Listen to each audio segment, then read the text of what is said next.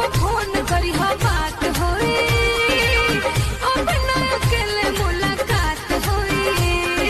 जब जब देखबू याद करबू ते हम ऐसन चिन्हा हमरा जैसन प्यार अरे गाना गइबो के काम करबो अरे यही ला कोरोना सर मुंह तू दबा के रख देला बाड़ा में हर मौका बना के सटा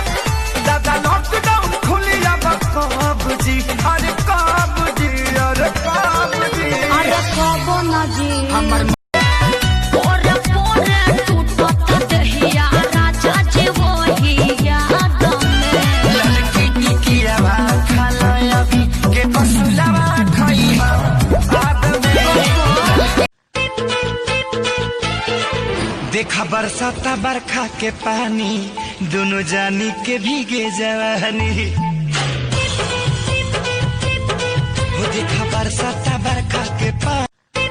बहाना कोनो को के तू मिले आवाजा मजनुए लोग पर पुलिस लगौले बाधियान बिना बात वाला मुर्गा बना रहा है सब बाबू जे डरी उ प्यार का करी बहाना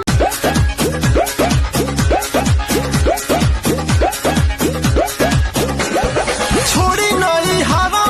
गोइल ससुरावा तड़पत होई परान जन मोर तुम्हें आना है जरा देर लगेगी आखिर तुम्हें आना है जरा देर लगेगी नसवा में पियावा मोरा मातल रे और मातल रे दरुआ पी के पागला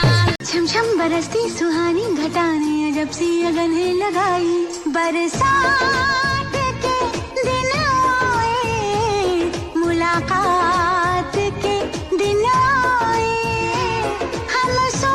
मुझसे नैना मिला के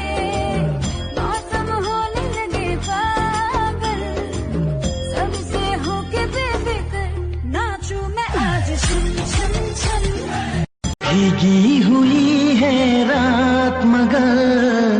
जल रहे